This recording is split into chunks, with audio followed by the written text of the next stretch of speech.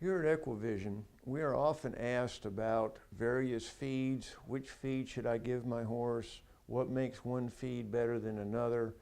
And essentially, people are really asking, how do I read the feed tag to know what I'm actually getting? Today, there are many different types of feed products available on the market. So really, step number one is to read the feed tag and make sure you understand what type of product is in that package or in that bag. For example, many feed companies have a product that they call a ration balancer.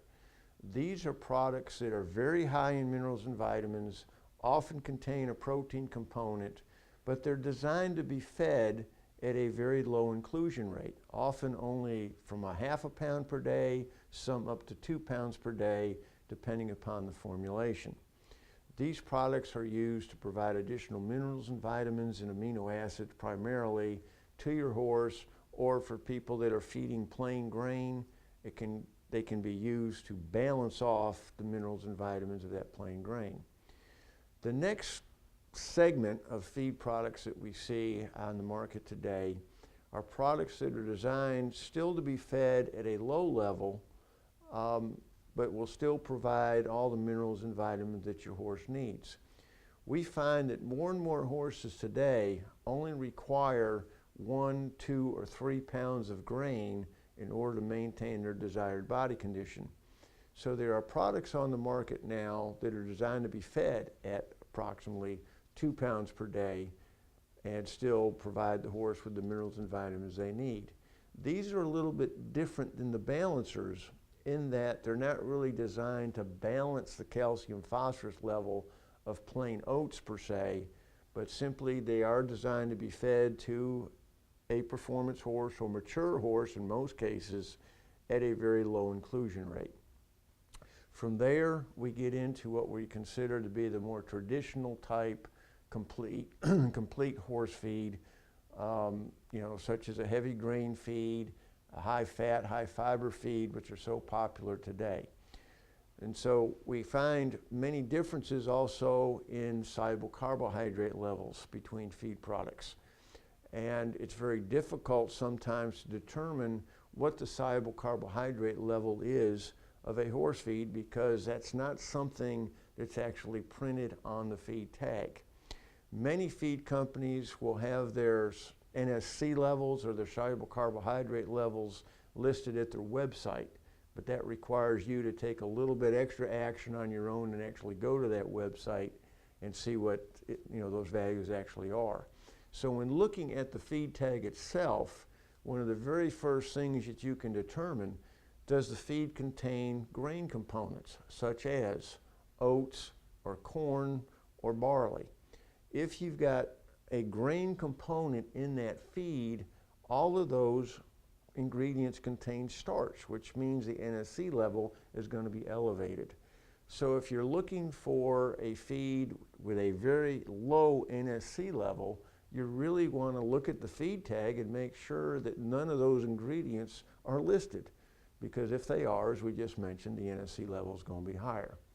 So once you get past the purpose of the feed, is this a feed designed to be fed at a very low level? Is this feed designed to be fed to a horse that's going to require more grain per day to maintain their body condition?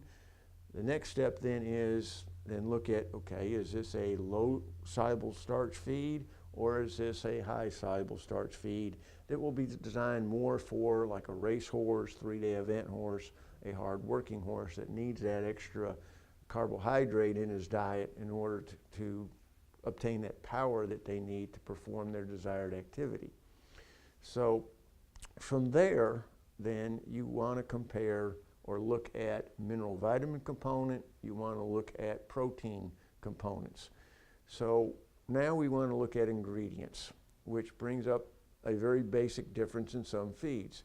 Are the ingredients actually listed, for example, as oats, beet pulp, molasses, etc., or do they use generic terms such as grain products, grain byproducts, forage products? when they use those generic terms, you don't really know what's in the feed. The other reason a feed company might use generic terms, and it's not necessarily so, but it becomes much easier for them to then change that formula. For example, if I simply put on the feed tag grain products, I can use oats one time, I can use corn the next. Now, I don't think anybody's going to make that drastic of a change, but you see the point I'm trying to make there. Whereas if a feed company actually says this feed contains oats, beet pulp, molasses, chances are that that formula is going to be much more consistent from batch to batch. It does not discount that they can still change the proportion of those ingredients within that feed, but your chances of that feed being a little bit more consistent with the actual ingredients listed versus those generic terms is greater. So that's one of the things I personally prefer, is to use a feed where the actual ingredients are listed out.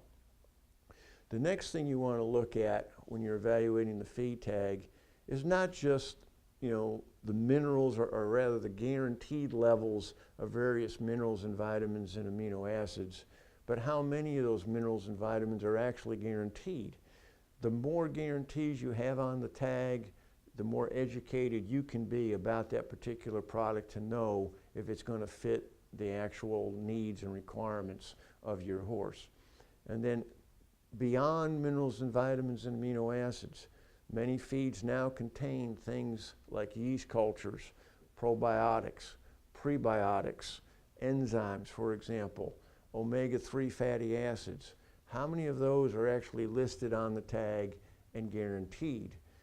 The more those items are guaranteed, again, the greater the chance that that feed formula is going to be fixed and it's going to be consistent from batch to batch and bag to bag.